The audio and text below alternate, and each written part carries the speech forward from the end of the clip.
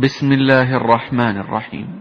ولقد أرسلنا نوحا إلى قومه فلبث فيهم 1000 سنة إلا 50 عاما فأخذهم الطوفان وهم ظالمون. നൂഹിനെ നാം അദ്ദേഹത്തിന്റെ ജനതയിലേക്ക് അയക്കുകയുണ്ടായി. 50 കൊല്ലം ഒഴിച്ചാൽ 1000 വർഷം തന്നെ അദ്ദേഹം അവർക്കിടയിൽ കഴിച്ചുകൂട്ടി. അങ്ങനെ അവർ അക്രമികളായിരിക്കെ പ്രളയം അവരെ പിടികൂടി. فأنجيناه وأصحاب السفينة وجعلناها آية للعالمين. എന്നിട്ട് നാം അദ്ദേഹത്തെയും കപ്പലിലുള്ളവരെയും രക്ഷപ്പെടുത്തുകയും അതിനെ ലോകർക്ക് ഒരു ദൃഷ്ടാന്തമാക്കുകയും ചെയ്തു. وإبراهيم إذ قال لقومه اعبدوا الله واتقوه ذلكم خير لكم إن كنتم تعلمون. ഇബ്രാഹിമിനെയും നാം അയച്ചു. അദ്ദേഹം തന്റെ ജനതയോട് ഇപ്രകാരം പറഞ്ഞ സന്ദർഭം ശ്രദ്ധേയമത്രേ. നിങ്ങൾ അല്ലാഹുവെ ആരാധിക്കുകയും അവനെ സൂക്ഷിക്കുകയും ചെയ്യുക, അതാണ് നിങ്ങൾക്കുത്തമം, നിങ്ങൾ മനസ്സിലാക്കുന്നുവെങ്കിൽ. إنما تعبدون من دون الله أوثانا وتخلقون إفكا إن الذين تعبدون من دون الله لا يملكون لكم رزقا فابتغوا عند الله الرزق واعبدوه واشكروا له إليه ترجعون. നിങ്ങൾ അല്ലാഹുവിന് പുറമെ ചില വിഗ്രഹങ്ങളെ ആരാധിക്കുകയും കള്ളം കെട്ടിയുണ്ടാക്കുകയുമാണ് ചെയ്യുന്നത്. അല്ലാഹുവിന് പുറമെ നിങ്ങൾ ആരാധിക്കുന്നത് ആരെയാണോ അവർ നിങ്ങൾക്കുള്ള ഉപജീവനം അധീനമാക്കുന്നില്ല. അതിനാൽ നിങ്ങൾ അല്ലാഹുവിങ്കൽ ഉപജീവനം തേടുകയും അവനെ ആരാധിക്കുകയും അവനോട് നന്ദി കാണിക്കുകയും ചെയ്യുക.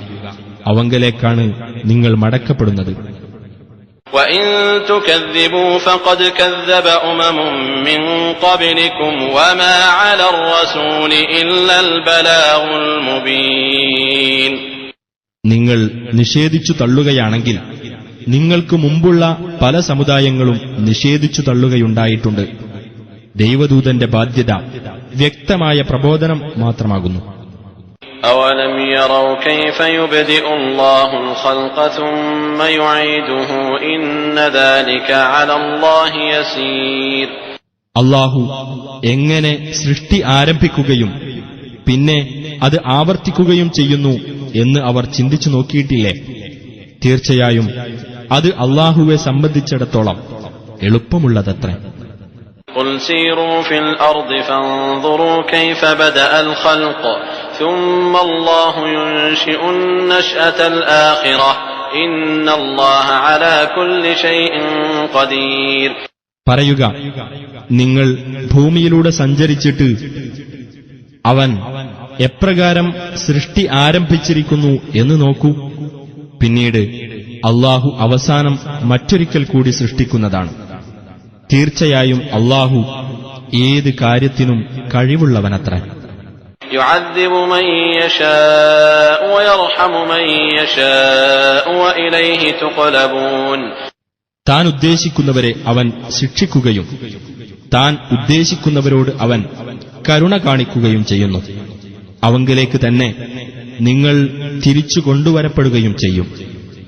وَمَا أَنْتُمْ بِمُعْجِزِينَ فِي الْأَرْضِ وَلَا فِي السَّمَاءِ وَمَا لَكُمْ مِنْ دُونِ اللَّهِ مِنْ وَلِيٍّ وَلَا نَصِيرٍ. ഭൂമിയിലാകട്ടെ ആകാശത്താകട്ടെ നിങ്ങൾക്ക് അവനെ തോൽപ്പിക്കാനാവില്ല. നിങ്ങൾക്ക് അല്ലാഹുവിന് പുറമെ ഒരു രക്ഷാധികാരിയോ സഹായിയോ ഇല്ല. وَالَّذِينَ كَفَرُوا بِآيَاتِ اللَّهِ وَلِقَائِهِ أُولَئِكَ يَئِسُوا مِنْ رَحْمَتِي وَأُولَئِكَ لَهُمْ عَذَابٌ أَلِيمٌ. അല്ലാഹുവിന്റെ ദൃഷ്ടാന്തങ്ങളിലും അവനെ കണ്ടുമുട്ടുന്നതിലും അവിശ്വസിച്ചവരാരോ അവർ എന്റെ കാരുണ്യത്തെപ്പറ്റി നിരാശപ്പെട്ടിരിക്കുകയാണ്. അക്കൂട്ടർക്കത്രേ വേദനയേറിയ ശിക്ഷയുള്ളത്. فما كان جواب قومه إلا أن قالوا اقتلوه أو حرقوه فأنجاه الله من النار ഇന്ന ഫീ ദാലിക ലആയാതിൻ ലിഖൗമിൻ യുഅ്മിനൂൻ. നിങ്ങൾ അവന് കൊന്നുകളയുകയോ ചുട്ടരിക്കുകയോ ചെയ്യൂ എന്ന് പറഞ്ഞതല്ലാതെ അപ്പോൾ ഇബ്രാഹിമിന്റെ ജനത മറുപടിയൊന്നും നൽകിയില്ല. എന്നാൽ അല്ലാഹു അദ്ദേഹത്തെ അഗ്നിയിൽ നിന്ന് രക്ഷിച്ചു. വിശ്വസിക്കുന്ന ജനങ്ങൾക്ക് തീർച്ചയായും അതിൽ ദൃഷ്ടാന്തങ്ങളുണ്ട്. وقال إنما اتخذتم من دون الله أوثانا مودة بينكم في الحياة الدنيا ثم يوم القيامة يكفر بعضكم ببعض ويلعن بعضكم بعضا ومأواكم النار وما لكم من ناصرين. ഇബ്രാഹിം പറഞ്ഞു, അല്ലാഹുവിന് പുറമെ നിങ്ങൾ വിഗ്രഹങ്ങളെ സ്വീകരിച്ചിട്ടുള്ളത് ഐഹിക ജീവിതത്തിൽ നിങ്ങൾ തമ്മിലുള്ള സ്നേഹബന്ധത്തിന്റെ പേരിൽ മാത്രമാകുന്നു. പിന്നീട് ഉയിർത്തെഴുന്നേൽപ്പിന്റെ നാളിൽ നിങ്ങളിൽ ചിലരെ നിഷേധിക്കുകയും ചിലരെ ശപിക്കുകയും ചെയ്യുന്നതാണ്. നിങ്ങളുടെ സങ്കേതം നരകമായിരിക്കുകയും ചെയ്യും. നിങ്ങൾക്ക് സഹായികളാരുമുണ്ടാവുകയില്ല. فآمن له لوط وقال إني مهاجر إلى ربي إنه هو العزيز الحكيم. അപ്പോൾ ലൂത്ത് അദ്ദേഹത്തിൽ വിശ്വസിച്ചു. ഇബ്രാഹിം പറഞ്ഞു, തീർച്ചയായും ഞാൻ സ്വദേശം വെടിഞ്ഞ് എന്റെ രക്ഷിതാവിങ്കലേക്ക് പോവുകയാണ്.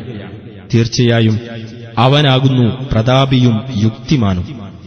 ووهبنا له إسحاق ويعقوب وجعلنا في ذريته النبوة والكتاب وآتيناه أجره في الدنيا وإنه في الآخرة لمن الصالحين.